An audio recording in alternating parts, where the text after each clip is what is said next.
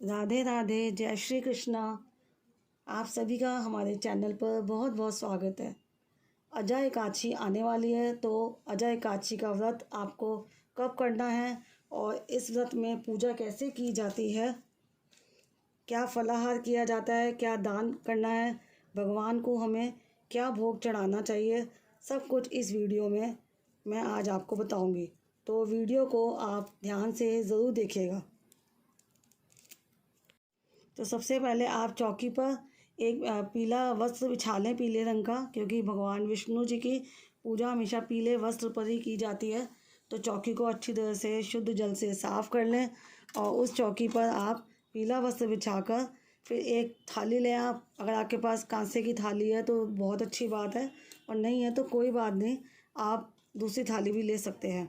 फिर उस थाली में आपने सबसे पहले चंदन से स्वास्तिक बनाना है।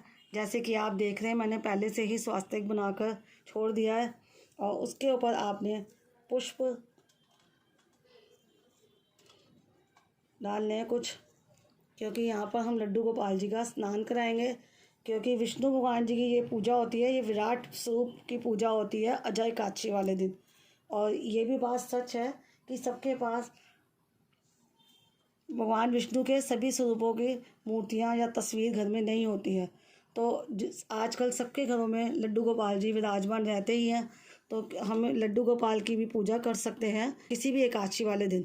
तो सबसे पहले लड्डू गोपाल जी को पुष्पों पर हमने आसन देकर उस पर विराजमान करना है, और साथ में हम थोड़े से सफ़ेद तिल भी आसन में रख देंगे। आप ध्यान रखें कि जब स्नान कराएं या इस पूजा के दौरान, एकादशी की पूजा के दौरान, चावल ना यूज़ करें। चावल का प्रयोग निषेध होता है एकादशी पर।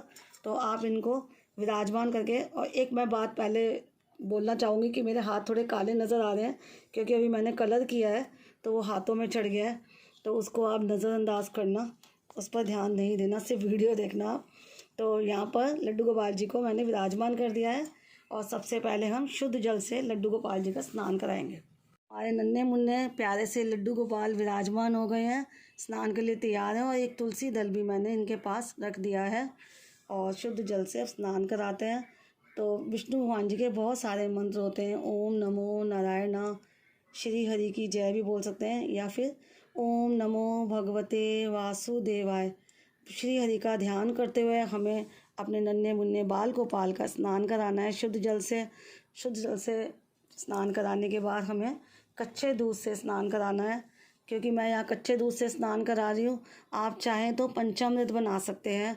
दूध, शहद, चीनी, उसके अंदर देसी घी, थोड़ा सा तुलसी दल भी डालें, और इस तरह से पंचामृत में 5 चीज़ें मिलाकर आप स्नान करा सकते हैं। या फिर आप उन 5 चीज़ों से आप अलग अलग भी स्नान करा सकते हैं। जैसे पहले दूध से करा दें, कच्चे दूध, लेकिन दूध कच्चा ही होना चाहिए, और गाय का हो तो ज़्यादा अच्छा है।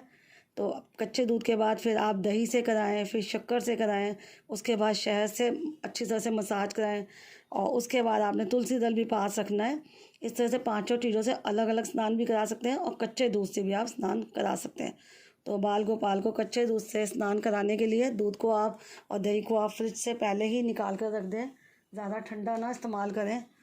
और अपने मंत्र का जाप करते हुए, श्री हरि का ध्यान करते हुए हमें स्नान कराना है, और उसके बाद फिर से हमें शुद्ध जल से ही स्नान कराना है बाल गोपाल जी का। ओम नमो भगवते वासुदेवाय, ओम नमो भगवते वासुदेवाय। इस तरह से आप अपने हाथों में ले लें बाल गोपाल जी को, और फिर आप शुद्ध जल से स्नान कराएं। और जब भी आप कभी भी लड्डू गोपाल जी का आप स्नान कराते हैं, तो एक बात का ध्यान रखें, अंगूठे का यूज़ कभी भी नहीं करते इस तरह से या किसी भी तरह से। तो आप उंगलियों का करें, और गलती से अंगूठा मेरा भी लग जाता है कई बार, तो आप क्षमा मांग लें। तो इस तरह से स्नान कराने के बाद ये जो जल होता है, इसको आपने तुलसी जी के गमले में डालना है। तुलसी मैया के गमले में ही ये ठीक रहता है। और अगर आपके पास तुलसी जी नहीं है, या फिर आप एकादशी पे जैसे तुलसी जी में जल नहीं चढ़ाते हैं, तो कोई गमला खाली हो मिट्टी वाला, आप उसमें भी इस जल को डाल सकते हैं। और इसके बाद अब मैं इनका अंग पोषण करके, इनका श्रृंगार करके दिखाती हूँ कि पोशाक पहनाने से पहले इत्र की मालिश भी आप ज़रूर करिए। इत्र की मालिश करने से लड्डू गोपाल जी को बहुत अच्छा भी लगता है और थोड़ी सी मसाज हो जाती है तो उनकी थकान भी निकल जाती है। तो भगवान जी का स्नान हो चुका है और स्नान के बाद मैंने भगवान को पोशाक पहनाई है, इत्र से मसाज करी है। तो आप उसके बाद भगवान जी को उनके पीले आसन पर विराजमान करें और उससे पहले आपने थोड़े से पुष्प रखने हैं, थोड़ा तिलों का आसन देना है भगवान जी को और फिर आप पूजा करें। साथ में एक दीपक ज़रूर जलाकर रखें पूजा के लिए और दीपक के नीचे भी आपने पुष्पों को रखना है, उनकी पूजा करनी है दीपक की। और थोड़े से तिल रखने हैं, तिली का आसन देना है और फिर आप देसी घी या तिल के तेल का दीपक जलाएं और बाल गोपाल जी को उनकी बांसुरी भी दे देते हैं। तो श्री हरि का ध्यान करते हुए आपने ये सारी पूजा करनी है। तो इस बार मैं आपको बता रही हूँ कि जो अजय एकादशी है वो 2 दिन की पड़ रही है, सोमवार को और मंगलवार को। तो एकादशी का व्रत लेकिन मंगलवार को 23 अगस्त को रखा जाएगा अजय एकादशी का व्रत। और वैसे सोमवार को सुबह ही शुरू हो जाएगी। तो आप शुभ मुहूर्त में होता है, तो इसका जो शुभ मुहूर्त का टाइम है वो भी मैं आपको बता देती हूँ। तो एकादशी तिथि 22 अगस्त सोमवार को प्रातः 3:35 से प्रारंभ होगी और एकादशी तिथि का समापन होगा 23 अगस्त 2022 में प्रातः 6:06 पर।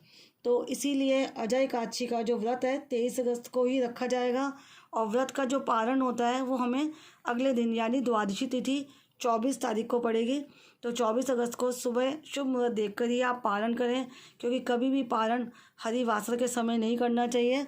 और हरिवासर के समय आप अगर पारण करते हैं तो वो पूजा का फल हमें पूर्ण नहीं मिलता है। तो इसलिए आप समय देखकर ही अगले दिन पारण करें। तो यहाँ मैं लड्डू गोपाल जी को चंदन का तिलक लगा देती हूँ। विराजमान तो हो चुके हैं वो अपने आसन पर और देखिए कितने प्यारे लग रहे हैं। नन्हे मुन्ने से श्री हरि का ध्यान करते हुए हम यहाँ पूजा शुरू करते हैं। तो जैसे कि आप एकादशी की पुस्तक देख रहे हैं तो इनका भी आपने पूजन करना है। तो सबसे पहले शुद्ध जल से छिट्टा दें इनको भी, उसके बाद इनको भी आसन देना है पुष्पों का और तिल का। आसन देने के बाद इनको यहाँ पर विराजमान करना है।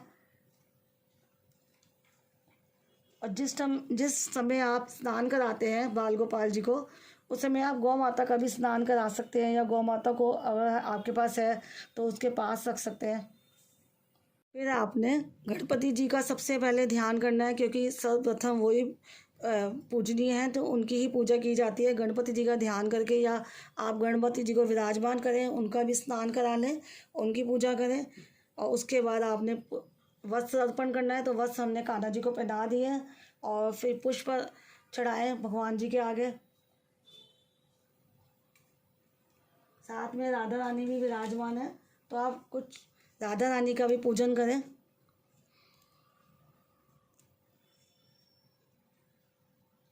गौ माता भी है तो मैं गौ माता को भी चंदन का तिलक कर देती हूँ।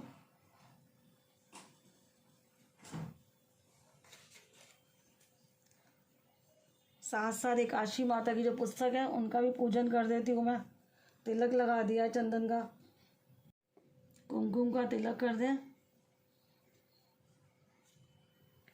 और चंदन का भी तिलक कर दें इधर। और आज के दिन एकादशी वाले दिन हमेशा विष्णु भगवान जी के साथ लक्ष्मी माता जी की पूजा होती है, तो लक्ष्मी माँ की भी पूजा करें आप। और साथ में आपने दीपक को भी तिलक करना है। तो जो एकादशी के नियम होते हैं वो दशमी तिथि से ही शुरू हो जाते हैं। दशमी तिथि को आपको कभी भी सूर्य अस्त होने के बाद भोजन नहीं करना है, अन्न का त्याग करना होता है। तो आप सूर्यास्त अगर आपको भूख लगती है, आप कुछ नहीं खा सकते, खाए बिना रह सकते, तो आप सूरज ढलने से पहले ही अपना जो भी खाना है वो खाना खा लें अन्न वाला। और उसके बाद भी अगर आपको भूख लगती है आप दूध ले लें, फल ले लें, कुछ ऐसा आप ले सकते हैं। और फिर उसके बाद अपना दशमी तिथि भाई आपने मांसाहार नहीं खाना है, प्याज लहसुन का इस्तेमाल नहीं करना। और तुलसी दल जो है आप एक दिन पहले ही निकाल के रख लें, क्योंकि एकादशी वाले दिन तुलसी दल नहीं तोड़ा जाता। साथ साथ उसमें जल भी नहीं चढ़ाया जाता। हाँ, आप दीप प्रज्वलित करके तुलसी माँ की पूजा ज़रूर करें, सुबह भी और शाम को भी। और जो एकादशी की पूजा है, आप जब ये सब कर लेंगे उसके बाद आपने कथा पढ़नी है। तो इसमें जितनी भी एकादशियाँ होती हैं साल में, सबकी अलग अलग कथाएँ होती हैं। तो जैसे कि मैं आपको बता रही थी, हर एकादशी की अलग अलग कथा होती है। तो यहाँ पर अजय एकादशी की आप कथा निकाल लें और उसका पाठ करें अच्छी तरह से पूजन करने के बाद। और आप देख ही रहे होंगे कि अजय एकादशी का ये आपको दिख रहा होगा। तो इसकी आपने कथा पढ़नी है।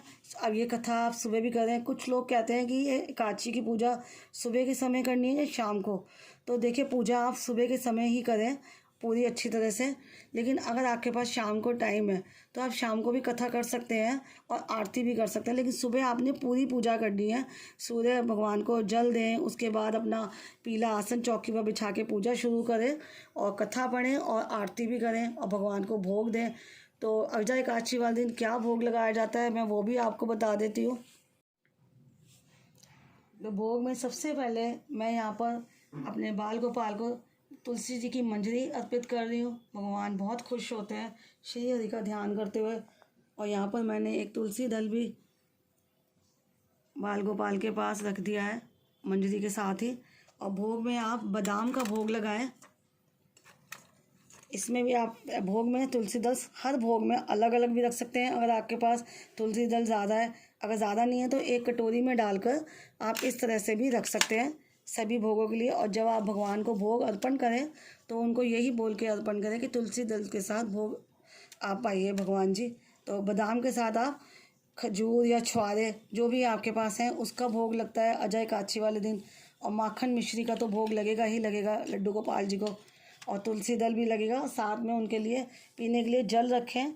उस जल में आपने तुलसी दल ज़रूर रखना है। और ये फ्रूट भी रखें, जो भी मौसमी फ्रूट आप रखना चाहें उसमें भी आप तुलसी दल रख के भगवान को भोग अर्पण करें। भोग अर्पण करने के बाद फिर आपने आरती करनी है।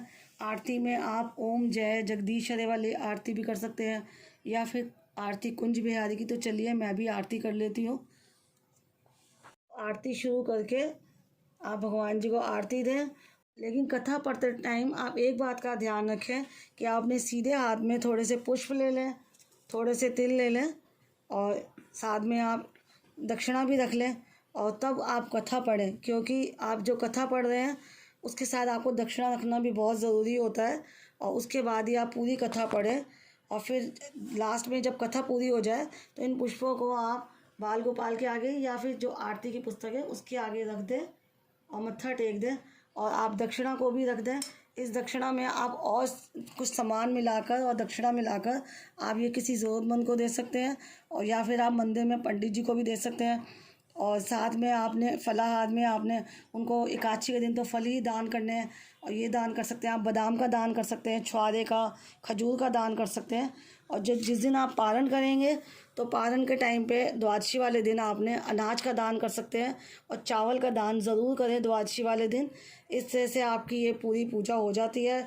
और पूजा के बाद आपने भगवान के आगे हाथ जोड़कर क्षमा याचना करनी है कि पूजा के समय मेरे से कोई गलती हुई है, कोई भूल चूक हुई है तो इसके लिए आप मुझे क्षमा करें। और श्री हरि के आगे आपने क्षमा मांगने के बाद इस पूजा को आपने इस तरह से पूरा करना है। तो उम्मीद करती हूँ ये एकादशी व्रत की पूजा विधि आपको अच्छी लगी होगी। तो अगर वीडियो अच्छी लगी है और जानकारी अच्छी लगी है तो वीडियो को लाइक ज़रूर करिएगा, शेयर भी करें और साथ साथ चैनल पर पहली बार आए हैं तो चैनल को सब्सक्राइब भी ज़रूर करिएगा। राधे राधे, जय श्री कृष्ण।